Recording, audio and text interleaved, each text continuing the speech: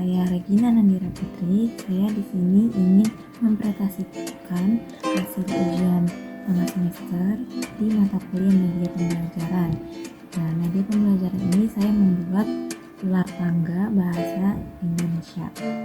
Media ini untuk evaluasi peserta didik sebelum melakukan ujian akhir semester agar guru mengetahui pemahaman peserta didik tentang materi yang telah diajarkan. Apa sih manfaat pembuatan media ular tangga bahasa Indonesia terhadap siswa? Oke, manfaat pembuatan media ular tangga bahasa Indonesia terhadap siswa. Yang pertama ada membantu peserta didik memahami konsep dan materi dengan baik. Yang kedua, membantu peserta didik mengembangkan keterampilan sosial seperti kerjasama dan komunikasi.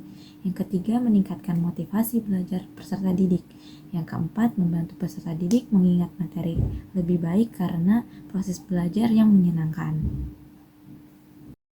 Apa tujuan media ular tangga bahasa Indonesia?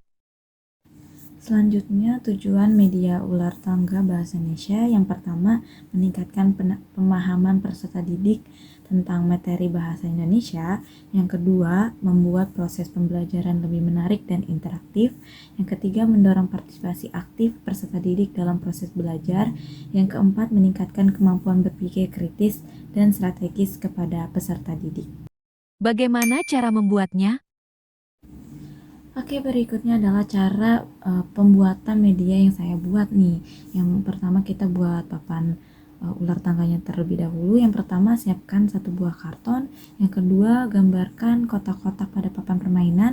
Buatlah 25 kotak dengan ukuran per kotak 11 cm x 11 cm. Selanjutnya tulis nomor di setiap kotak.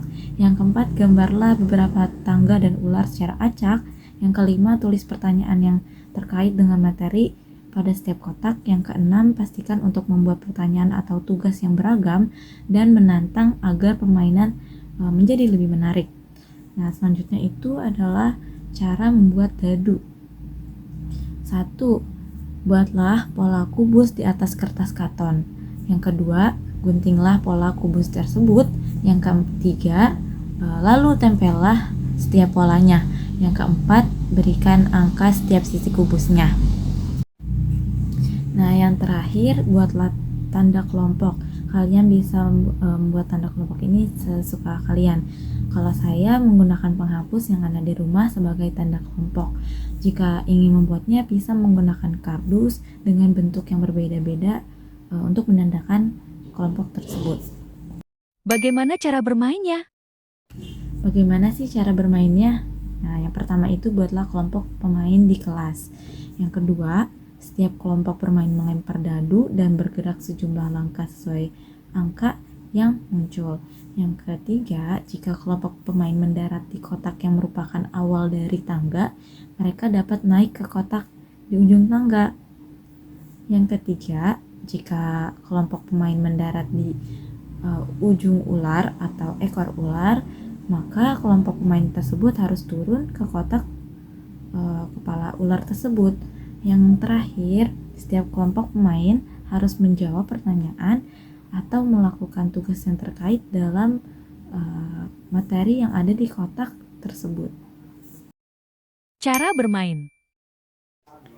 Ya, selanjutnya saya akan menjelaskan tata cara permainannya dalam ular tangga bahasa Indonesia. Yang pertama itu saya membuat kelompoknya itu dalam bentuk penghapus ya. Kalian bisa menggunakan apa saja sebagai kelompoknya. Ada kelompok 1, kelompok 2, dan kelompok 3. Tata caranya yang pertama bisa menggunakan dadu ini. Angka 1, maka kelompok 1 ada di nomor 1. Dan kelompok 1 ini harus menjawab yang ada di kotak nomor 1 tersebut, yaitu apa yang kamu ketahui tentang teks laporan hasil observasi. Kelompok tersebut harus menjawabnya. Begitupun jika kelompok 1 ini berada di bawah tangga, maka akan menaiki tangga dan menjawab yang ada di kotak tersebut. Dan jika ada di ekor ular, maka harus turun dan menjawab di kotak tersebut. Jika kelompok tersebut sudah berada di akhir, maka kelompok tersebut sudah menang dalam permainan ular tangga bahasa Indonesia ini. Telah usai presentasi media pembelajaran yang mudah dan murah. Mohon maaf jika ada kesalahan. Semoga bermanfaat bagi semua yang menonton. Assalamualaikum warahmatullahi wabarakatuh.